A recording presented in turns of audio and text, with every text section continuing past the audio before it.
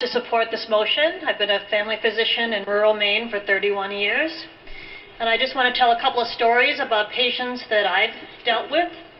I had a woman not too long ago who came to my office very worried because she had lost her MaineCare. She was a type 1 diabetic, which meant that she needed insulin. It was no fault of her own. She had had gallstones. Because of her gallstones, she destroyed her pancreas. This was not her fault. As a result, she ended up on insulin, but she had run out of her insulin, and her blood sugar was quite high.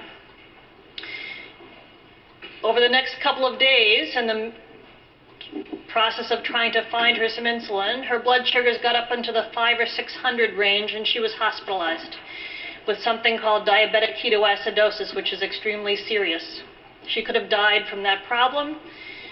She had no insurance as a result of her losing her MaineCare.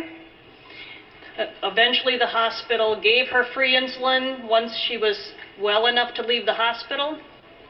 That didn't save anybody any money. Their hospital had to foot the bill for hundreds of thousands of dollars for her ICU hospitalization. I had another patient a few years ago who had quit work because her husband had had a stroke, and he could not care for himself.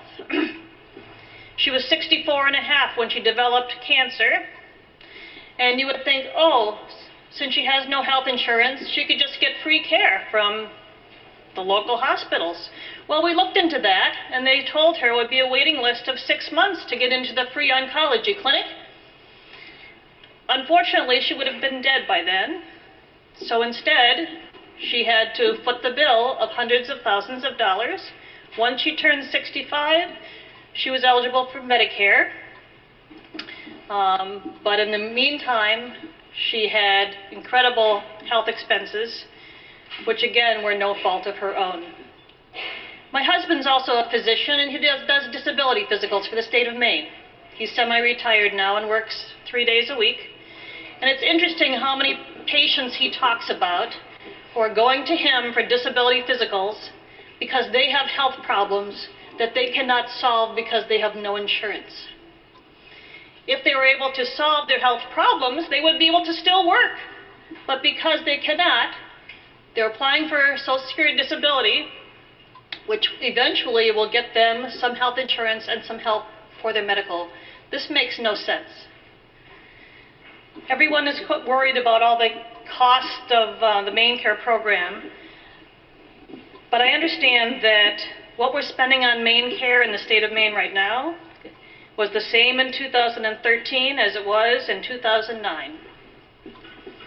And in the last 6 months of the current fiscal year, our spending in Medicaid has increased only 0.1%. We have many programs in the state of Maine that are looking to reduce costs in the MaineCare program, and I applaud that. I've also worked tirelessly trying to reduce costs for health care in the state of Maine since I've been a physician. There were some questions about co-pays and co-insurance and how this is different than other insurance, and my understanding of the current bill in front of us is that it actually establishes co-pays and deductibles for the MaineCare patients, and I'd like to pose a question to anybody who can answer that question, whether this proposal gives co-pays and deductibles to the MaineCare patients. Thank you. The representative has posed a question to the chair. To anyone who cares to answer, the chair recognizes the representative from Westbrook, Representative Gatine. Thank you, Mr. Speaker. Member of the House, to respond to the question, I don't know if this bill, I don't think it does propose co-pays, but there are many co-pays in our current Medicaid program with respect to particular service, and there are certain populations, such as children between 150 and 200%, that actually do have to pay cost sharing and co-insurance. So again, I do want to dispel the rumor that our MaineCare program doesn't ever provide co-pays or cost sharing. The chair